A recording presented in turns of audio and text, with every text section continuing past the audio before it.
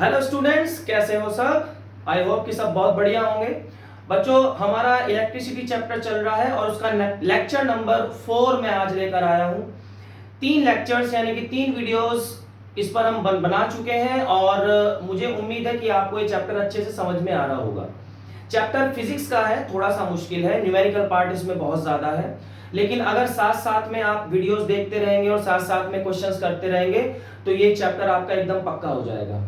तो ये lecture number 4 जो हमारा है, इसमें हम पढ़ेंगे आज potential difference and Ohm's law. ये दो मेन टॉपिक्स रहेंगे हमारे आज के। पोटेंशियल डिफरेंस इलेक्ट्रिक पोटेंशियल से रिलेटेड है और ओम्स लॉ वोल्टेज और करंट से रिलेटेड है। मींस पोटेंशियल डिफरेंस और करंट से रिलेटेड है। तो चलो शुरू करते हैं। हमारा आज का टॉपिक है पोटेंशियल डिफरेंस।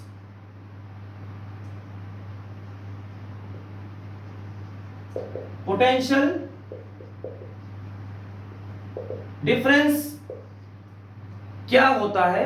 देखो, लास्ट वीडियो में हमने पढ़ा था इलेक्ट्रिक पोटेंशियल। इलेक्ट्रिक पोटेंशियल क्या होता था, रिमाइंड करो। एक पर्टिकुलर पॉइंट पर हमें चार्ज लेकर आना है और वो चार्ज बहुत दूर है, उसको पकड़ के ऐसे खींच के लाना है एक पर्टिकुलर पॉइंट पर। तो जितना अमाउंट ऑफ वर्क हमें करना पड़ेगा उस चार्ज के ऊपर, तो उसे हम इलेक्ट्रिक पोटेंशियल बोलते थे। अब पोटेंशियल डिफरेंस क्या होता है, वो भी यही होता है, लेकिन डिफरेंस ये है कि इसमें हमें 2 पॉइंट्स पता होते हैं, 2 पॉइंट्स फिक्स्ड होते हैं। मान लो ये कोई हमारा वायर है और इस वायर में यहां से यहां तक, इसके 2 एंड्स है ना वायर के, एक एंड ये है और एक एंड ये है। तो यहां से यहां तक हमें इलेक्ट्रॉन या चार्ज लेकर जाना है। तो पॉइंट्स हमें पता है, एक पॉइंट ये है और एक पॉइंट ये है, बोथ पॉइंट्स आर नोन। तो यहां से यहां तक चार्ज लेके जाने में हमें कुछ फोर्स लगानी पड़ेगी, ठीक है, कुछ वर्क करना पड़ेगा। देखो, किसी भी ऑब्जेक्ट के ऊपर जब हम फोर्स लगाते हैं और उसमें डिस्प्लेसमेंट होता है, दैट मींस कि उस ऑब्जेक्ट के ऊपर हम वर्क कर रहे हैं, ठीक है। तो यहां पर जो इलेक्ट्रॉन्स हैं, जो चार्ज है, तो उसके ऊपर भी हम वर्क कर रहे हैं, फोर्स लगा रहे हैं और उसमें डिस्प्लेसमेंट हो रहा है। एक्चुअली फोर्स कौन लगा रहा है? बैटरी लगा रही है, ठीक है। देखो, पोटेंशियल डिफरेंस क्या होगा, हमारे पास कोई वायर है, मान लेते हैं ये कोई वायर है, ओके। इस वायर के 2 पॉइंट्स हैं, एक पॉइंट ये है, एक पॉइंट ये है। This is point A and this is point B. A point से हमें इलेक्ट्रॉन बी पॉइंट तक लेकर जाना है या चार्ज लेकर जाना है। तो यहां से यहां तक ले जाने में हमें कुछ फोर्स लगानी पड़ेगी। मैंने बताया था फोर्स क्यों लगानी पड़ती है, क्योंकि चार्जेस आपस में कोलाइड भी करते हैं, उनमें पॉजिटिव आयंस के साथ अट्रैक्शन होता है, आपस में रिपल्शन होता है। तो बहुत सारी फोर्सेस उनके ऊपर काम कर रही है, तो इसलिए हमें एक पर्टिकुलर डायरेक्शन में उसको धकेलना पड़ता है, ठीक है। तो हमें मान लो ये इलेक्ट्रॉन है, इस इलेक्ट्रॉन को यहां से उठाकर यहां पर ले जाना है। तो इसके लिए हम इसके ऊपर फोर्स लगाएंगे, कुछ वर्क करना पड़ेगा, और जितना वर्क हम करेंगे इसके ऊपर, that will be equal to potential difference. जितना अमाउंट ऑफ वर्क हम करेंगे इस चार्ज के ऊपर, that is called potential difference. कुछ बात समझ में आ रही है? देखो, बैटरी क्या काम करती है, एक डिफरेंस क्रिएट करती है, 2 एंड्स के बीच में कुछ डिफरेंस क्रिएट करती है। जैसे स्टार्टिंग में मैंने बताया था ना कैसे करंट फ्लो करता है। मान लो ये वायर है, इसके चारों तरफ हमने क्या किया, बैटरी लगा दी। ये कोई भी कंडक्टर है और इसके चारों तरफ हमने बैटरी लगा दी। अब बैटरी क्या काम करेगी, ये बैटरी का पॉजिटिव टर्मिनल है, ये भी पॉजिटिव हो जाएगा, ये नेगेटिव है तो ये भी नेगेटिव हो जाएगा। नेगेटिव का मतलब क्या है कि यहां पर इलेक्ट्रॉन्स की बहुत भरमार है, excess of electrons are there. Positive का क्या मतलब है, यहां पर इलेक्ट्रॉन्स की कमी है, यहां पर इलेक्ट्रॉन्स की कमी है, यहां पर इलेक्ट्रॉन्स कम है, इधर ज्यादा है। तो इलेक्ट्रॉन्स फ्लो करना शुरू कर देंगे, कहां से कहां तक, ज्यादा से कम की तरफ। भाई इसको ऐसे समझो, जैसे मान लो ये हमारा कोई वाटर टैंक है, ये कोई दूसरा वाटर टैंक है, यहां पर इस टैंक में पानी पूरा भरा हुआ है ऊपर तक। इस टैंक में पानी आधा है। ओके, मान लो इसमें 500 लीटर की टैंक है, ये 500 लीटर इसमें भरा हुआ है और ये आधा है, इसमें 250 लीटर भरा हुआ है। एक पाइप से कनेक्ट कर देते हैं इनको, और ऊपर एक हमने नोजल लगा दिया, एक टैप लगा दी। तो जब टैप को ओपन करेंगे तो पानी कैसे फ्लो करेगा? बहुत ऑब्वियस सी बात है, पानी फ्लो करेगा यहां से यहां तक, क्योंकि यहां पानी ज्यादा है, यहां पानी कम है। और कब तक फ्लो करता रहेगा? जब तक दोनों टैंक्स में पानी एक लेवल के नहीं हो जाते, बराबर नहीं हो जाते। ठीक है, जैसे ही दोनों में पानी बराबर हो जाएगा, पानी का फ्लो भी बंद हो जाएगा। उसी तरह से यहां पर है, जब तक दो पॉइंट्स के बीच में, ध्यान से सुनना, जब तक दो पॉइंट्स के बीच में कुछ डिफरेंस क्रिएट नहीं हो जाता, तब तक इलेक्ट्रॉन फ्लो नहीं करेंगे। मतलब इस पॉइंट पर मान लो 100 इलेक्ट्रॉन्स हैं और इस पॉइंट पर मान लो 20 या 30 या 50 इलेक्ट्रॉन्स हैं, तो यहां पर कम इलेक्ट्रॉन्स हैं, यहां पर ज्यादा है, तो यहां से इस तरफ इलेक्ट्रॉन फ्लो करना शुरू कर देंगे। ठीक है, इक्विलिब्रियम बनाने के लिए। नेचर में कोई भी ऑब्जेक्ट हो, कोई भी सिस्टम हो, it tries to become at equilibrium situation. तो कोई भी चीज हो, तो यहां पर भी ऐसा ही होता है। तो कंडक्टर में जब भी कोई करंट या चार्ज फ्लो करता है, वो क्यों करता है? पोटेंशियल डिफरेंस की वजह से करता है। ठीक है, उसके दो एंड्स पर एक डिफरेंस क्रिएट हो जाता है इलेक्ट्रॉन्स का, चार्ज का। एक जगह चार्ज ज्यादा होता है, एक जगह चार्ज कम होता है, तो ज्यादा से कम की तरफ चार्ज फ्लो करना शुरू कर देगा, जस्ट लाइक वाटर। बात क्लियर हो रही है ना? अब ये डिफरेंस कौन क्रिएट करता है? डिफरेंस क्रिएट करता है बैटरी, ये वोल्टेज सोर्स, इसीलिए इसको हम सोर्स बोलते हैं। It is a source of, एक तरह से बोलो it is the difference creator. एक ऐसा सोर्स होता है जो डिफरेंस को क्रिएट करता है और डिफरेंस को बनाए रखता है। बैटरी का यही काम होता है कि दो एंड्स के बीच में ये डिफरेंस बनाए रखता है। किस चीज का डिफरेंस? चार्जेस का डिफरेंस। तो उसको हम बोलते हैं पोटेंशियल डिफरेंस। मतलब यहां पर अगर चार्ज ज्यादा है, यहां पर कम है, ये जो ज्यादा और कम की बात हम कर रहे हैं, ज्यादा और कम क्या? उसका पोटेंशियल। ठीक है, पोटेंशियल, उसकी strength, strength of charge, potential. तो यहां पर ज्यादा, यहां पर कम, सॉरी यहां पर कम, यहां पर ज्यादा। यहां चार्ज मतलब इलेक्ट्रॉन ज्यादा है, यहां कम है, तो इलेक्ट्रॉन ऐसे फ्लो करना शुरू कर देंगे। मतलब अब हमारा क्या है कि हम बी से ए तक एरो चेंज कर देते हैं। एरो हमने चेंज कर दिया, बी से ए तक हम चार्ज को लेकर जा रहे हैं। ठीक है, तो हमें उसके ऊपर फोर्स लगानी पड़ेगी, एक वर्क करना पड़ेगा। वो वर्क कौन कर रहा है? फोर्स कौन लगा रहा है? बैटरी लगा रही है। किस तरह की फोर्स उसको माना जाए? किस तरह का डिफरेंस क्रिएट कर रही है? वो पोटेंशियल डिफरेंस क्रिएट कर रही है। नेगेटिव टर्मिनल से ये नेगेटिव हो जाएगा, पॉजिटिव है तो ये पॉजिटिव हो जाएगा। मतलब यहां पर इलेक्ट्रॉन्स की कमी है, यहां पर ज्यादा है इलेक्ट्रॉन्स, तो यहां से यहां फ्लो करेंगे इस पॉइंट पे, एंड इस पॉइंट पर चार्जेस का डिफरेंस है, उनकी स्ट्रेंथ का डिफरेंस है। उसी डिफरेंस को हम बोलते हैं पोटेंशियल डिफरेंस। अब वो डिफरेंस जितना ज्यादा होगा, उतना ही ज्यादा हमें काम करना पड़ेगा। मान लो यहां पर मान लो 1000 इलेक्ट्रॉन्स है और यहां पर 10 इलेक्ट्रॉन्स है, तो डिफरेंस बहुत ज्यादा हो गया ना। तो उतना ही ज्यादा हमें इक्विलिब्रियम अटेन करने के लिए यहां से जितने भी 1000 इलेक्ट्रॉन्स हैं उनको ऐसे धकेलना पड़ेगा, तो मतलब ज्यादा काम करना पड़ेगा। और अगर ये डिफरेंस कम है, मान लो यहां पर मान लो 1000 इलेक्ट्रॉन्स है और यहां पर 800 इलेक्ट्रॉन्स हैं, 800, तो डिफरेंस बहुत कम है, तो हमें कम इलेक्ट्रॉन्स भेजने पड़ेंगे उधर इक्वल बनाने के लिए दोनों पॉइंट्स पर। क्लियर हो रही है बात?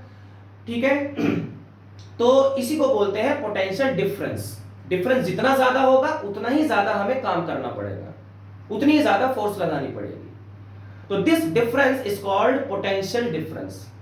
ठीक है, अभी किसके इक्वल होता है? वही डेफिनेशन है इसकी, ये होता है amount of work done in moving a charge. यहां पर हम चार्ज की जगह यूनिट चार्ज लिखते हैं, यहां पर हम चार्ज की जगह यूनिट चार्ज। यूनिट चार्ज का मतलब क्या? 1 कूलम। एक स्टैंडर्ड अमाउंट मान लेते हैं चार्ज का कि इतना चार्ज हम लेकर जाएंगे यहां से वहां तक। तो वो चार्ज हमने कितना मान लिया, 1 कूलम। अब क्वेश्चन ये आ सकता है ना कि हम लिख रहे हैं, अगर सिंपल लिखें कि in moving a charge from one point two another, तो कितना चार्ज, उसकी भी तो कुछ एक स्टैंडर्ड बनाना पड़ेगा ना। तो वो स्टैंडर्ड हमने कितना माना, 1 मान लिया, क्योंकि अगर हम 1 मानते हैं, ज्यादातर हम स्टैंडर्ड को 1 ही मानते हैं, यूनिटी मानते हैं। यूनिटी मतलब 1, यूनिट मतलब 1, तो 1 से कैलकुलेशन इजी हो जाती है, समझने में इजी रहता है। तो यहां पर हम यूनिट चार्ज की बात करेंगे, मूविंग अ यूनिट चार्ज, और यूनिट चार्ज का मतलब 1 कूलम चार्ज। तो unit charge in moving a unit charge from one point two another in अ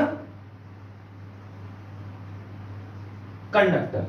देखो ध्यान से, इन अ कंडक्टर, ये डेफिनेशन हो गई हमारी पोटेंशियल डिफरेंस की। समझ में आ गया? तो पोटेंशियल डिफरेंस का यहां से क्या फॉर्मूला बनता है, पोटेंशियल डिफरेंस का यहां से क्या फॉर्मूला बनता है कि एक कंडक्टर है, उसमें चार्ज को यहां से यहां तक लेकर जाना है, बोथ पॉइंट्स आर फिक्स्ड, तो कितना अमाउंट ऑफ वर्क हम करेंगे उसको पोटेंशियल डिफरेंस बोलते हैं। और इसका सेकंड नेम क्या है, वोल्टेज। इसको हम वोल्टेज भी बोलते हैं, इसी को वोल्टेज बोलते हैं। बोलते हैं ना कि हमारे घर में कितनी वोल्टेज आ रही है, कितना वोल्टेज है, दैट इज पोटेंशियल डिफरेंस। कितनी वोल्टेज आती है हमारे घरों में, around 220 230 volts. Volts is the SI unit of potential difference. अब देखो यहां पर मैथमेटिकली अगर इसे लिखें, तो मैथमेटिकली जो पोटेंशियल डिफरेंस होता है that can be written as P D, potential difference और वोल्टेज V, ठीक है, इज इक्वल टू चार्ज के ऊपर हमें काम करना है, एक यूनिट चार्ज के ऊपर हमने कितना वर्क किया वही तो पोटेंशियल डिफरेंस होता है। तो यहां पर क्या लिखेंगे, चार्ज अपॉन, एक work upon charge, sorry,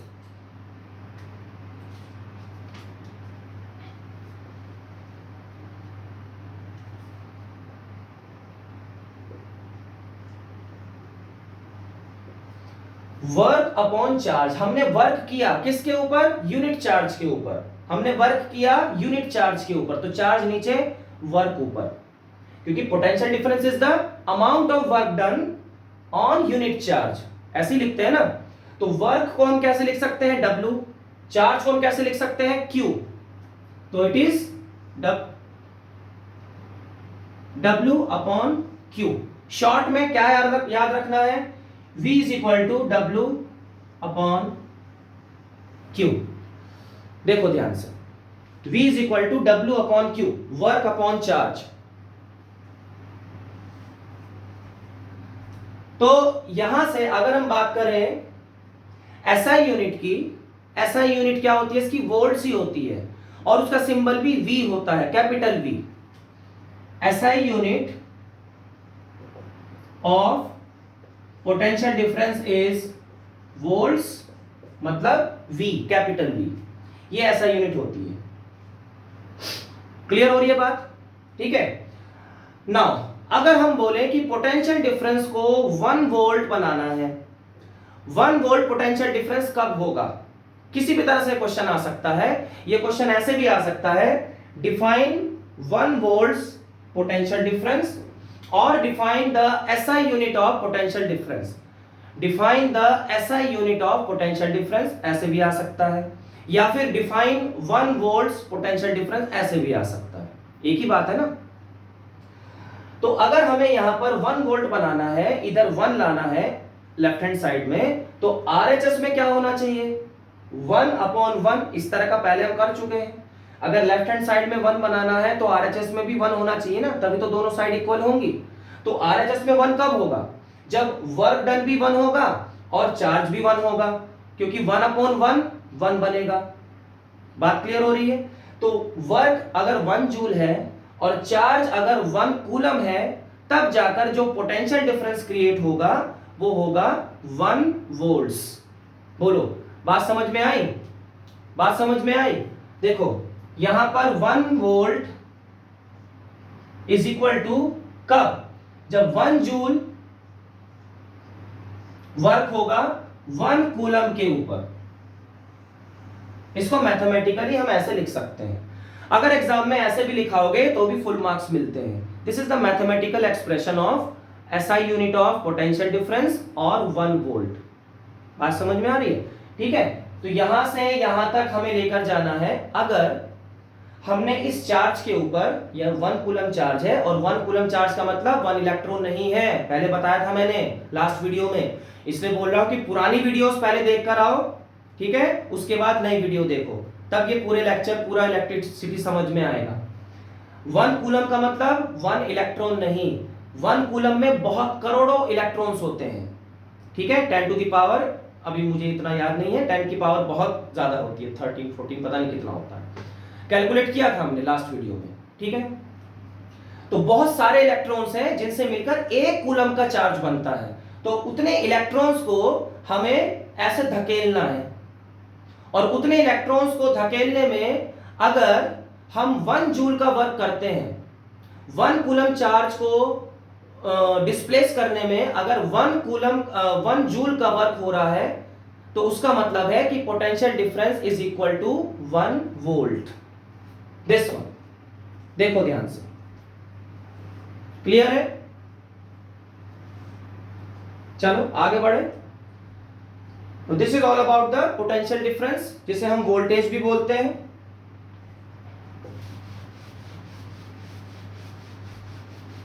now next is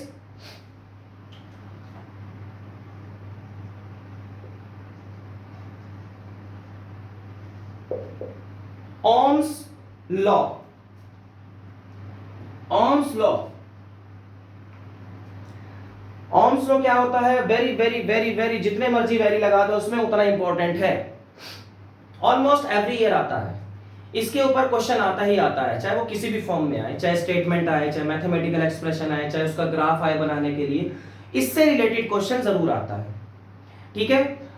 Ohm's law एक साइंटिस्ट ने दिया था जिसका नाम है साइमन ओम, जॉर्ज साइमन ओम। नाम मैटर नहीं करता, नाम नहीं पूछा जाता, वैसे ही बता रहा हूं, तो शॉर्ट में उसको ओम लिख देते हैं, ठीक है। ओम्स लॉ, ओम के द्वारा दिया गया लॉ। अब उन्होंने क्या किया, उन्होंने बहुत सारे इलेक्ट्रिक सर्किट्स बनाए, एक्सपेरिमेंट किया, और फिर ऑब्जर्वेशन किया, वहां से कंक्लूजन निकाला। क्या कंक्लूजन निकाला? एक इलेक्ट्रिक सर्किट में हम कुछ वोल्टेज अप्लाई करते हैं तो करंट फ्लो करेगा, अगर वो सर्किट क्लोज्ड है तो। बोलो करेगा? बिल्कुल करेगा। अगर हम उसमें वोल्टेज इंक्रीज कर देते हैं, देन ही observed that current is proportionally increasing.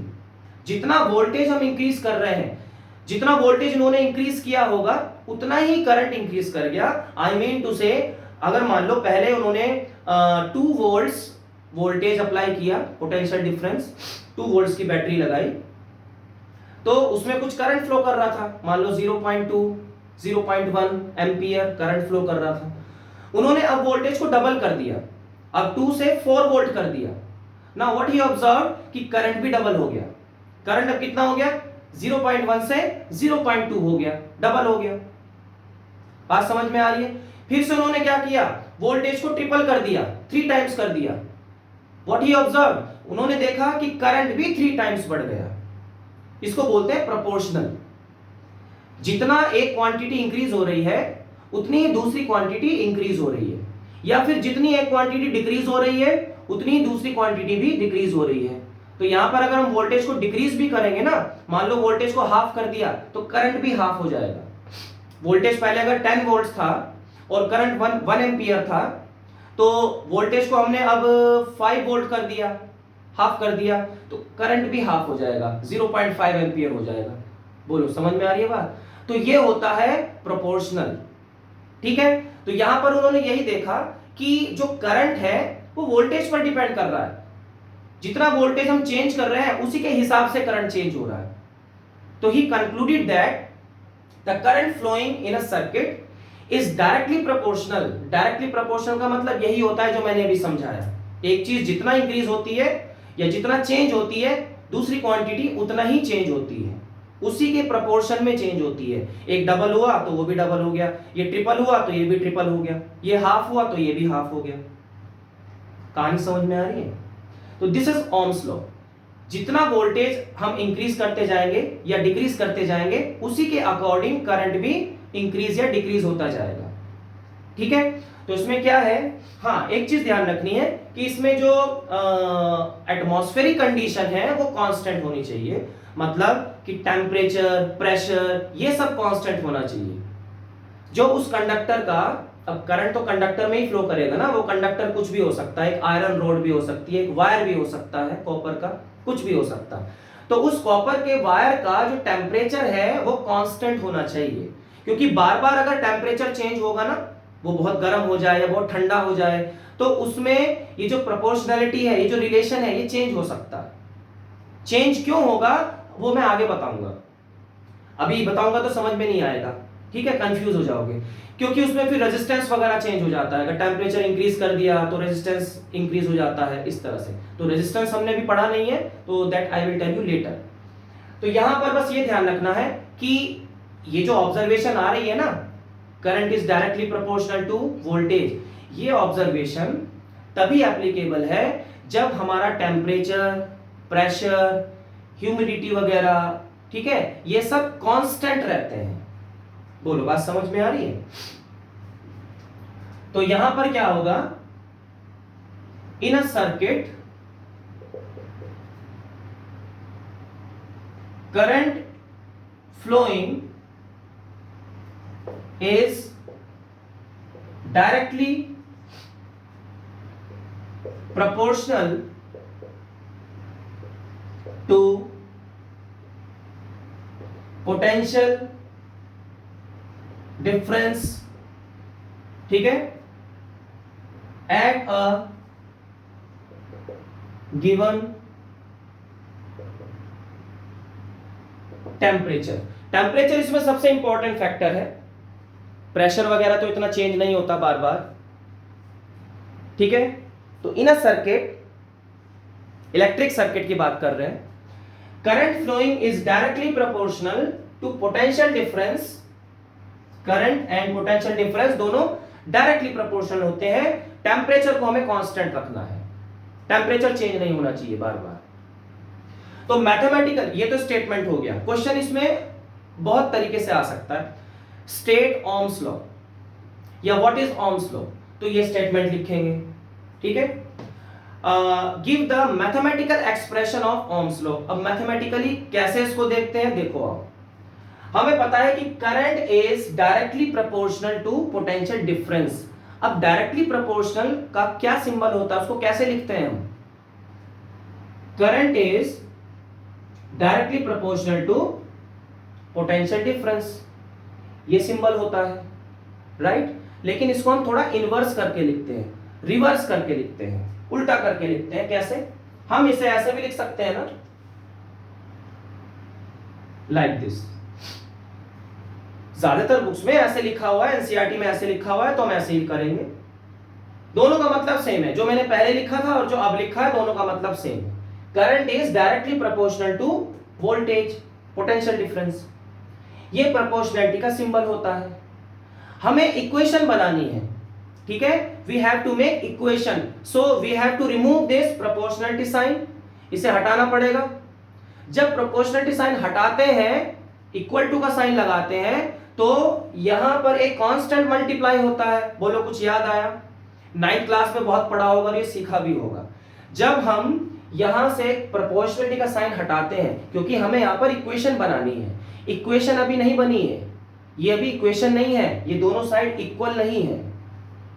बात समझ में आ रही है? तो इक्वेशन बनाने के लिए हमें ये साइन हटाना पड़ेगा, प्रोपोर्शनैलिटी का साइन हमें हटाना पड़ेगा। उसके लिए हम यहां पर क्या करेंगे, इक्वल टू का साइन लगाएंगे और आई के साथ एक कांस्टेंट मल्टीप्लाई करेंगे। आई के साथ एक कांस्टेंट हमने मल्टीप्लाई कर दिया, ठीक है। इस आर को हम आगे भी लिख सकते हैं आई के, और पीछे भी लिख सकते हैं, ज्यादातर हम पीछे लिखते हैं, बाद में लिखते हैं। This R is called resistance of that conductor. Resistance of that conductor, very very important. बहुत इंपॉर्टेंट चीज है रेजिस्टेंस, हर सर्किट में लगाया जाता है, हर कंडक्टर का अपना खुद का एक रेजिस्टेंस होता है। आगे डिटेल में बताएंगे नेक्स्ट वीडियो में कि रेजिस्टेंस क्या होता है, किस तरह से बनता है रेजिस्टेंस। हर कंडक्टर में एक अपना खुद का रेजिस्टेंस होता है और सर्किट में हम बाहर से भी रेजिस्टेंस ऐड करते हैं। ठीक है, तो यहां पर हमने I के साथ ये कांस्टेंट मल्टीप्लाई किया R is called resistance, where R is the resistance of conductor. अब ये जो रेजिस्टेंस वर्ड है इसका मतलब क्या है, ये इंग्लिश का वर्ड है ना, डिक्शनरी में देखोगे तो रेजिस्टेंस का मतलब होता है अपोजिशन, किसी चीज को अपोज करना, उसको रोकना, उसको कंट्रोल करना, उसको लिमिट करना, दैट इज कॉल्ड रेजिस्टेंस। यहां पर भी वही मतलब है, किसी भी सर्किट में, किसी भी कंडक्टर में जो करंट फ्लो करता है, ठीक है, उसको रोकना जरूरी है, नहीं तो ओवर करंट फ्लो कर जाएगा और हमारा सर्किट जल जाएगा। तो उसमें रेजिस्टेंस का होना जरूरी है।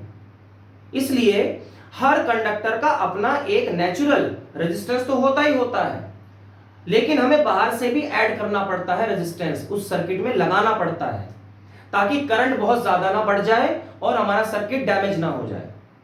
तो इसको बोलते हैं रेजिस्टेंस। कुछ समझ में आ रही है बात?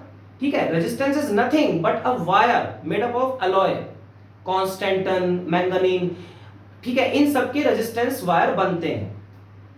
तो वो क्या करते हैं, वो करंट को अपोज करते हैं, करंट को लिमिट करते हैं ताकि करंट बढ़ ना जाए।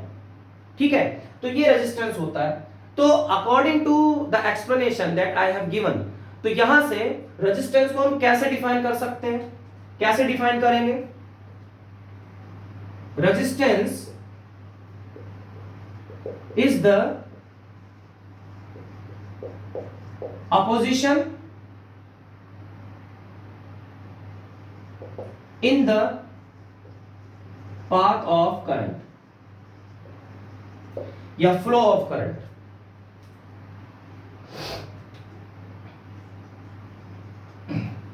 Resistance is the opposition in the flow of current, current का जो फ्लो हो रहा है उसको रोकना, उसको अपोज करना, दैट इज कॉल्ड रेजिस्टेंस। और ये बहुत जरूरी है, हर सर्किट में लगता है, जरूरी भी है। तो यहां पर जो हमने एक्सप्रेशन लिखा है V is equal to IR, this is the mathematical expression of Ohm's law. This is the mathematical expression of Ohm's law, V equals to IR। अब ये ऐसा फॉर्मूला है जो पूरे चैप्टर की जान है, पूरे चैप्टर के जो न्यूमेरिकल्स हैं वो इस फॉर्मूले के ऊपर बेस्ड हैं। और भी फॉर्मूले पढ़ेंगे इस चैप्टर में, बट ये बेसिक फॉर्मूला है। यहां से हम वोल्टेज फाइंड आउट कर सकते हैं, करंट फाइंड आउट कर सकते हैं, रेजिस्टेंस फाइंड आउट कर सकते हैं किसी भी कंडक्टर का, किसी भी सर्किट का। बोलो, बात समझ में आ रही है ना? अब देखो, एक तो डेफिनेशन ये हो गई, resistance is the opposition in the flow of current. अगर ये आता है मान लो define resistance, what is resistance, तो हम ये डेफिनेशन लिख सकते हैं, राइट? हम देखो यहां से रेजिस्टेंस का अगर फॉर्मूला निकालें यहां से V इक्वल्स टू IR से, तो कैसे बनेगा?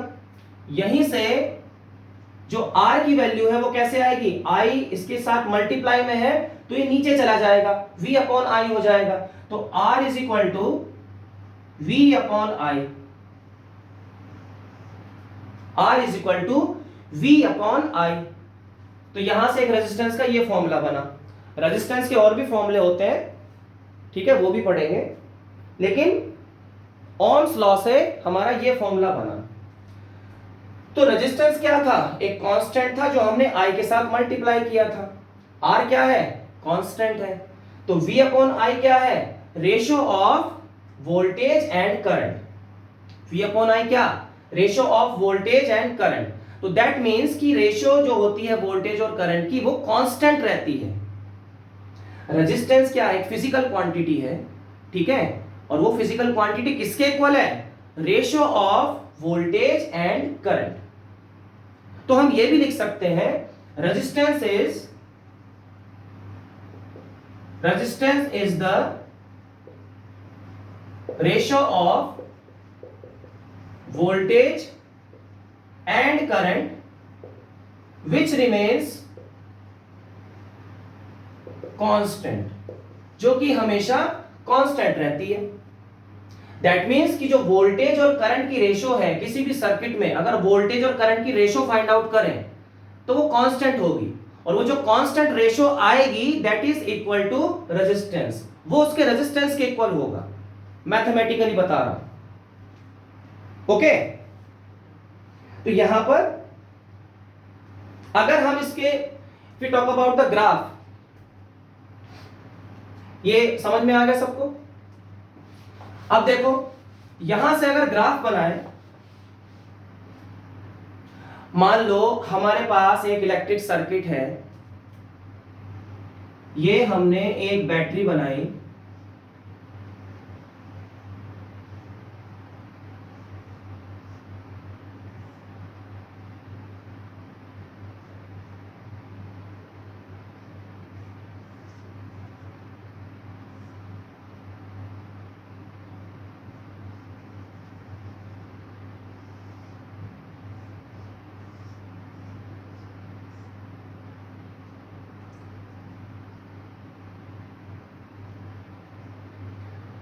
देखो ये एक सर्किट हमने बनाया, ये एक बैटरी है, ये क्या चीज है, ये रियोस्टेट का सिंबल है, रियोस्टेट RH इसका सिंबल होता है, RH, और स्पेलिंग होती है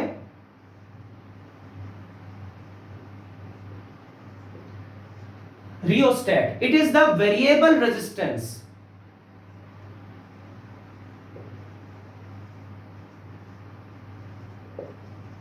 it is the variable resistor. इसका क्या काम होता है, वेरिएबल का मतलब होता है चेंजिंग। तो ये एक ऐसा रेजिस्टेंस है जिसको हम चेंज कर सकते हैं।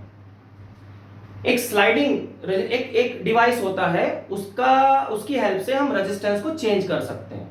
और किसी भी सर्किट का, किसी भी कंडक्टर का अगर रेजिस्टेंस चेंज होता है दैट मींस उसका करंट भी चेंज हो जाएगा, क्योंकि हम जानते हैं रेजिस्टेंस से करंट को कंट्रोल कर सकते हैं। अगर रेजिस्टेंस बहुत ज्यादा हो गया तो करंट कम हो जाएगा। Resistance is what, it is the opposition. तो अपोजिशन अगर बहुत ज्यादा हो जाएगी तो करंट कम हो जाएगा ना, और रेजिस्टेंस अगर कम हो गया तो करंट ज्यादा हो जाएगा। तो यहां से जो रियोस्टेट है, रियोस्टेट एक ऐसा डिवाइस होता है जिसकी वजह से, जिसकी हेल्प से हम रेजिस्टेंस को चेंज कर सकते हैं। ठीक है, इस सर्किट का जो रेजिस्टेंस है उसको हम चेंज कर सकते हैं। अगर यहां से हमने रेजिस्टेंस इंक्रीज कर दिया, ठीक है, तो करंट डिक्रीज हो जाएगा, कंट्रोल हो जाएगा। अगर यहां से हमने रेजिस्टेंस को डिक्रीज कर दिया तो करंट इंक्रीज हो जाएगा। तो मतलब हम अपनी मर्जी से करंट को चेंज कर सकते हैं with the help of rheostat. ये हमने एमीटर लगाया which measures the current. Ammeter क्या काम करता है, करंट को मेजर करता है।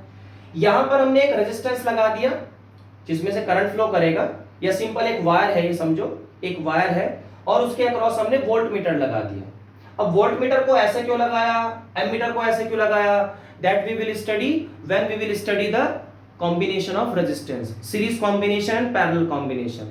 अभी बस ये सर्किट का मतलब समझो क्या है। ठीक है, वोल्ट मीटर क्या काम करेगा, पोटेंशियल डिफरेंस को मेजर करेगा, वोल्टेज को मेजर करेगा, और ये करंट को मेजर करेगा। ये बैटरी है, ये रियोस्टेट है। ये सिंपल सा एक सर्किट है। तो यहां पर हमने क्या किया, वोल्टेज, बैटरी से क्या वोल्टेज निकल रहा है, वोल्टेज बनाता है बैटरी। तो हमने क्या किया, बैटरी वोल्टेज हम क्या कर रहे हैं, चेंज कर रहे हैं बार बार। तो जैसे जैसे हम वोल्टेज को चेंज कर रहे हैं हम देख रहे हैं कि करंट भी चेंज हो रहा है, एमीटर की जो रीडिंग है वो भी चेंज हो रही है, राइट। हम एक टेबल बना लेते हैं, देखो टेबल बनाते हैं, एक वोल्टेज लिया एक तरफ हमने और एक तरफ हमने लिया करंट। स्टार्टिंग में मान लेते हैं कि वोल्टेज हमारा 0.5 वोल्ट्स है।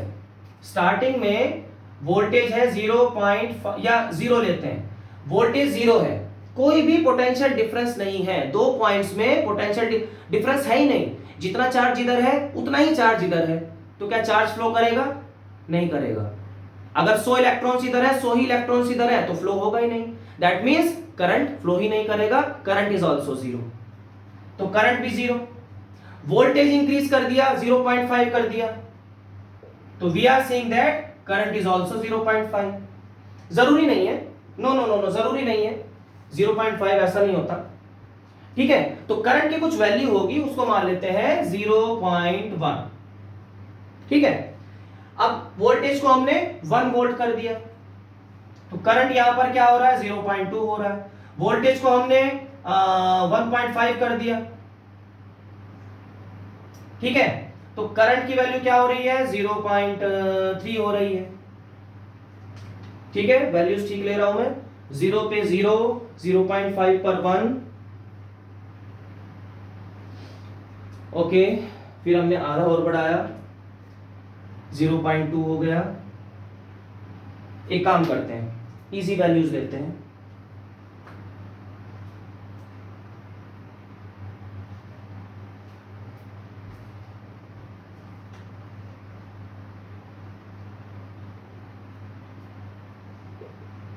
ये वैल्यूज भी 0 0, 0.5 है तो 0.1 है, ये 1 है, ये क्या है 0.2 है, ये 2 है, ये 0.4 है। ठीक है, तो यहां से हम एक ग्राफ बनाते हैं। ठीक है, ये हम ग्राफ बनाते हैं। तो ग्राफ कैसे बनेगा, देखो ग्राफ बनाने के लिए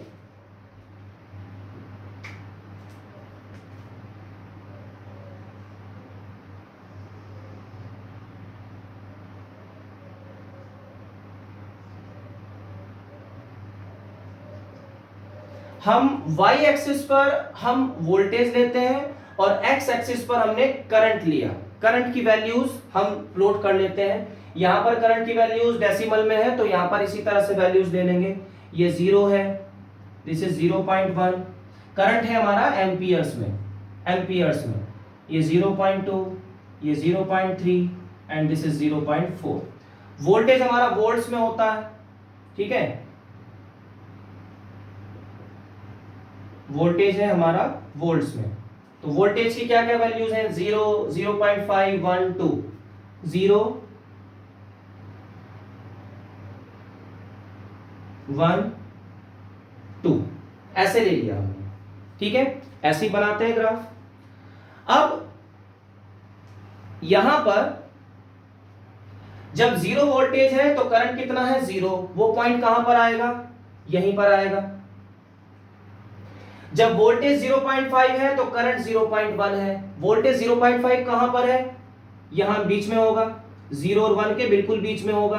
तो 0.5 पर करंट कितना है, 0.1 है, तो वो यहां पर हो जाएगा। तो ये पॉइंट आ गया। ग्राफ तो बनाया ही होगा ना। वोल्टेज अगर 1 है तो करंट 0.2 है, तो वोल्टेज 1 है तो करंट 0.2 है। तो यहां पर आओ, यहां पर जाओ और यहां तक, ऐसे ऐसे ऐसे ऐसे। तो ये हमारा सेकंड पॉइंट आ गया। वोल्टेज जब 1 वोल्ट है तो करंट 0.2 है, तो 1 वोल्ट, हाँ वो हो गया। वोल्टेज जब 2 वोल्ट है तो करंट 0.4 है। ठीक है, तो वोल्टेज अगर 2 वोल्ट है तो करंट इज 0.4। तो 2 वोल्ट पर ऐसे जाएंगे, कहां तक जाएंगे, 0.4 तक जाएंगे। मतलब ये तीसरा पॉइंट हो गया, फोर्थ पॉइंट हो गया, राइट। तो अब इन पॉइंट्स को अगर ज्वाइन करें तो ये एक स्ट्रेट लाइन आ रही है, स्ट्रेट लाइन। इन पॉइंट्स को अगर ज्वाइन करते हैं तो स्ट्रेट लाइन बनती है। ये मतलब क्या, कैसा ग्राफ हुआ, this is linear graph. It is the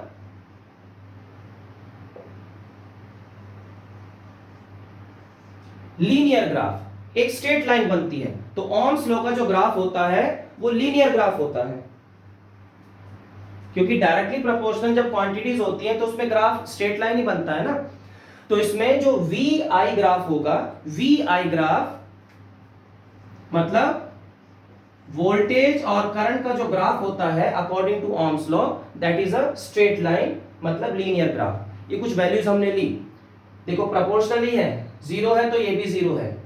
तो यहां पर अगर ये 0.5 हो गया वोल्टेज को 0.5 किया तो करंट मान लो ये हो रहा है 0.1। फिर हमने वोल्टेज को डबल कर दिया तो यहाँ पे करंट भी डबल हो गया। हमने वोल्टेज को फिर से डबल किया तो यहां पर भी करंट डबल हो गया।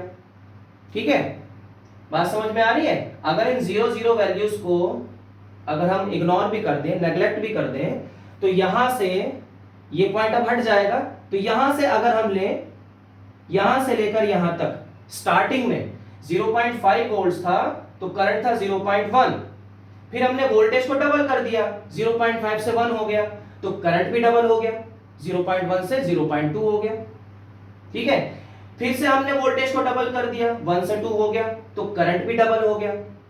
तो ये पॉइंट्स हमने प्लॉट किए और ये हमें लीनियर ग्राफ देता है। बोलो, बात समझ में आई? तो this is the graphical representation of Ohm's law. This is the graphical representation of Ohm's law. Question आता है कि show the graphical representation of Ohm's law या शो ओम्स लॉ ग्राफिकली। तो हम क्या करेंगे? सिंपली वी आई वोल्टेज और current की एक्सिस बनाएंगे और एक स्ट्रेट लाइन बना देंगे। ये टेबल बनाने की जरूरत नहीं है, सीधा बस ये वोल्टेज और करंट बनाएंगे और एक ऐसा स्ट्रेट लाइन बना देंगे। बोलो, बात समझ में आ रही है? क्लियर हो गया? ठीक है, तो चलो बच्चों, so this is all about the Ohm's law और जितना भी हमने पोटेंशियल डिफरेंस पढ़ा। इसके बाद और हम नेक्स्ट वीडियो में पढ़ेंगे कि पोटेंशियल डिफरेंस का और क्या यूज है, रेजिस्टेंस क्या होता है, उसका फॉर्मूला क्या होता है, रेजिस्टिविटी, ये सब क्या होता है, that we will study in our next video. तब तक के लिए थैंक यू सो मच, खुश रहिए और पढ़ते रहिए। Thank you.